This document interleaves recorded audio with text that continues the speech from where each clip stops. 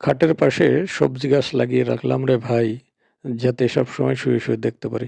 সবজি গাছের একটা সবজিকে ছিঁড়ে এভাবে দেখেন একটু টেপ দিয়ে রাখার চেষ্টা করতেছি, দেখি কলম হয় কিনা। একটি পাত্রা গাছে ছিঁড়ে তাই মনের মাধুরী মিশাই পাতাটাকে জোড়ানোর চেষ্টা করতেছি সেলাই দিয়ে রে ভাই। এবং মূলো গাছের দেখেন আরও কয়েকটা পাতা নিয়ে সেটাকে ওজন দিচ্ছি যে বয়স অনুযায়ী বাড়তি হয়েছে কিনা, এবং আলুতে জীবাণু ধরেছে কিনা, রোগ জীবাণু ধরেছে কিনা। এবার গাড়িতে নিয়ে করে যেতে হবে সবজি, তাই গাড়ির তালা খুলে এবার ভাই ২৬ দিনে মূলোটার কতটুকু বাড়তি হয়েছে সেটা দেখলাম, আবার রুইয়ে দিলাম। ও মা! আমার কুমড়োগুলো খুব ঠান্ডা লেগেছে। পাতাগুলো ছিঁড়ে গেছিল, তাই ভাই কয়েকটা নাট দিয়ে আর স্ক্রু দিয়ে লাগিয়ে গেলাম। এবার কচু গাছের নিচে কিভাবে দিতে হয় রে সার, সেটা দেখেন ভাই, দেখে এবং শিখে রাখেন। সময় নেই, তারপরেও কাছে কলম দিতে হবে, তাই কলম দেওয়ার পদ্ধতিটা দেখাইয়া গেলাম আপনাদের মাঝে। এবার মূলোর বাড়তি ফলন হচ্ছে না, তাই দিলাম একটু সার এবং মূলোটাকে দিয়ে গেলাম একটা তালা।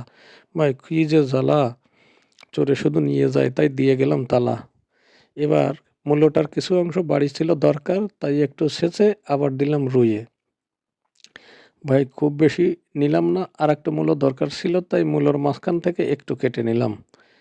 এরপরে দেখেন ভাই, সামনে একটা ডাঁটা থেকে আরেকটা ডাঁটার দূরত্ব মেপে দিলাম রুইয়ে, এবং পেঁয়াজের বাড়তি অংশ চুলের মতো দিলাম সেটে, আপনারা ধরে দিতে পারেন সেটা কেটে।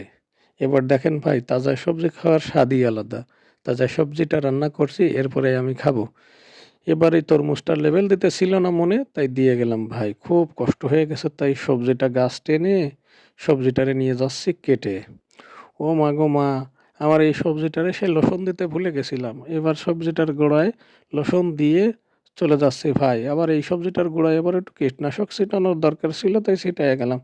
ভাই এই সিমটায় ধরছিল পোকা, তাই একটু সেলাই করে দিলাম রে ভাই।